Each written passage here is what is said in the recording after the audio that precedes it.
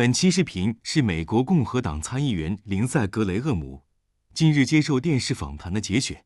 他鼓吹为乌克兰提供武器，重拾对俄攻势，打击俄境内目标，直言这是一场美国输不起的战争。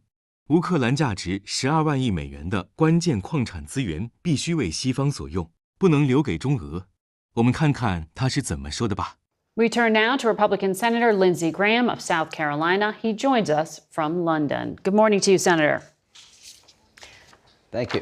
I know you were at those D-Day remembrances earlier in the week, and you met with President Zelensky as well. He has asked for more training for his forces and for that to happen faster and inside of Ukraine. Do you support the U.S. doing that? Yes, I do support us training inside the country. The delay in weapons because of House inaction, we did lose momentum. But from the very beginning, the Biden administration, they did not impose pre-invasion sanctions to deter Putin.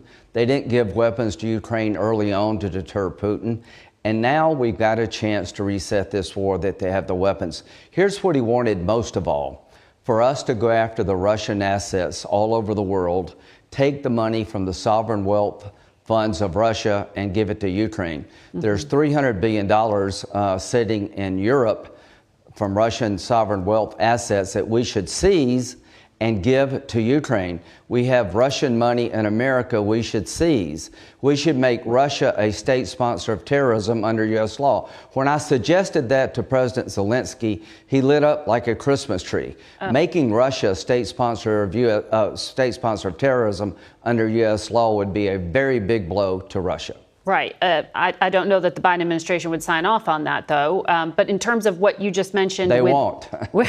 with the assets, President Biden did say this morning he had reached an agreement with President Macron of France on the use of profits from those frozen Russian assets to help Ukraine. I know the Europeans haven't wanted to go ahead and seize assets because it would hurt their banks. Yeah.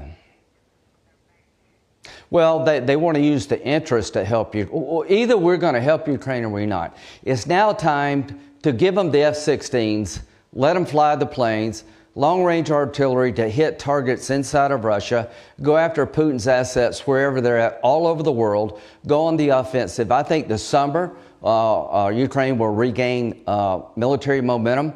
Everything we've done with Ukraine has been slow, it's been indecisive. But if we went after the assets that Putin has all over the world, take his money that's stolen from the Russian people and help the victims in Ukraine, I think it would do a lot to end this war. Your Republican colleague, Senator Tommy Tuberville, just this past week said on Steve Bannon's show that Volodymyr Zelensky is a dictator and unconstitutional. And he said this about Vladimir Putin. He doesn't want Ukraine. He doesn't want Europe. Hell, he's got enough land of his own. He just wants to make sure that he does not have United States weapons in Ukraine pointing at Moscow. Those echo some Russian talking points, Senator. I wonder if those remarks from your fellow senator represent the GOP. No, it represents him and him alone. If you spend 15 minutes studying Putin and what he wants to recreate the Russian Empire. He's not going to stop in Ukraine. We celebrated the 80th anniversary of D-Day. It was a failure. It was the unnecessary war described by Winston Churchill. We had a dozen chances to stop Hitler. It's not about NATO, it's not about American weapons in Ukraine. It's about a megalomaniac wanting to create the Russian Empire by force of arms.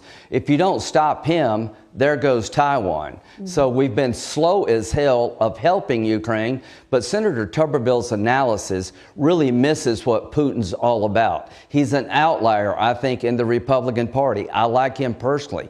But what did Trump do to get the weapons flowing? He created a loan system. They're sitting on $10 to $12 trillion of critical minerals in Ukraine. They could be the richest country in all of Europe. I don't want to give that money and those assets to Putin to share with China. If we help Ukraine now, they can become the best business partner we ever dreamed of. That $10 to $12 trillion of critical mineral assets could be used by Ukraine and the West, not given to Putin and China. This is a very big deal how Ukraine ends. Let's help them win a war we can't afford to lose. Let's find a solution to this war. But they're sitting on a gold mine to give Putin $10 or $12 trillion of critical minerals that he will share with China is ridiculous.